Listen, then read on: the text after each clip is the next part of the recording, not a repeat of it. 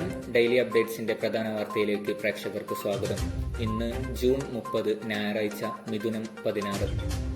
മൻ കി ബാത്ത് ഇന്ന് പുനരാരംഭിക്കും. 111-ാം പതിപ്പിനെ അഭിസംബോധന ചെയ്യാൻ പ്രധാനമന്ത്രിയുടെ മൻ കി ബാത്ത് പരിപാടി ഇന്ന് പുനരാരംഭിക്കും. 3-ാം തവണയും പ്രധാനമന്ത്രിയായ ശേഷമുള്ള ആദ്യ മൻ കി ബാത്ത് പരിപാടിയാണ് ഇന്ന്. പ്രതിമാസ റേഡിയോ പരിപാടിയായ മൻ കി ബാത്തിന്റെ 111-ാമത് എപ്പിസോഡാണ് ഇന്നേറ്റത്. ഡൽഹിയിലെ വിവിധ സ്ഥലങ്ങളിൽ BJP നേതാക്കൾ മൻ കി ബാത്ത് പരിപാടി കേൾക്കും.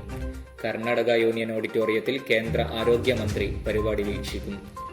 ആകാശവാണിയുടെ 500-ലധികം പ്രക്ഷേപണ കേന്ദ്രങ്ങളാണ് മൻ കി ബാത്തിന്റെ പ്രക്ഷേപണം നടത്തുന്നത്. അതേസമയം 4 മാസത്തെ ഇടവേളയ്ക്ക് ശേഷമാണ് മൻ കി ബാത്ത് പുനരാരംഭിക്കുന്നത്.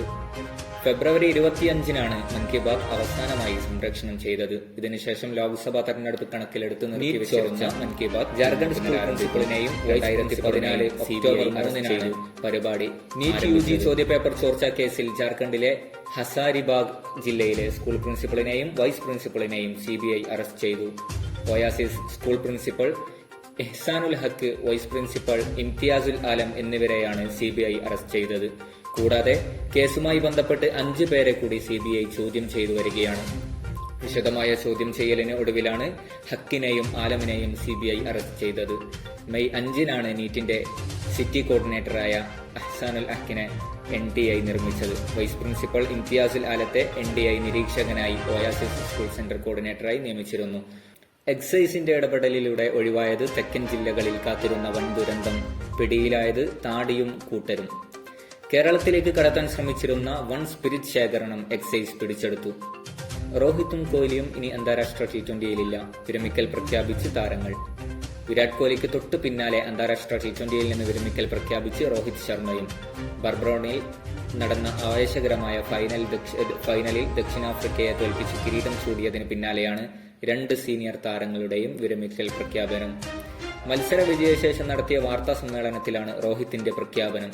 ഫൈനൽ തന്റെ അവസാന മത്സരമായിരിക്കുമെന്നും വളരെ ആസ്വദിച്ചാണ് T20 മത്സരങ്ങൾ കളിച്ചതെന്നും രോഹിത് വ്യക്തമാക്കി. അന്താരാഷ്ട്ര T20യോട് വിട പറയാൻ ഇതിലും മികച്ച സമയമില്ലെന്നും കൂട്ടിച്ചേർത്തു. അതിന്റെ എല്ലാ നിമിഷങ്ങളും ആസ്വദിച്ചുവെന്നും ആഗ്രഹിച്ച കപ്പ് നേടിയെന്നും രോഹിത് പറഞ്ഞു. അതേസമയം ഏകദിന ടെസ്റ്റ് മത്സരങ്ങളിൽ തുടരുമെന്നും രോഹിത് അറിയിച്ചു. വിരാട് കോഹ്ലിയും രോഹിത് ശർമ്മയും ഒരുമിച്ച് T20 ലോകകപ്പ് നേടുന്നത് ഇതാദ്യമായാണ്. രോഹിത്തിന്റെ ക്യാപ്റ്റൻസിയിൽ ഇന്ത്യൻ ICC ലോകകപ്പ് കിരീടം നേടുന്നത് ഇതാദ്യമാണ്.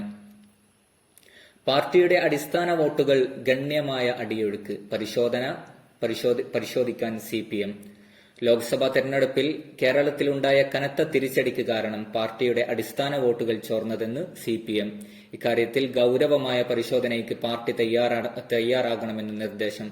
കേന്ദ്ര കമ്മിറ്റിയിലെ ചർച്ചയുടെ അടിസ്ഥാനത്തിലാണ് തെറ്റുതിരുത്തൽ പ്രക്രിയയിലേക്ക് CPM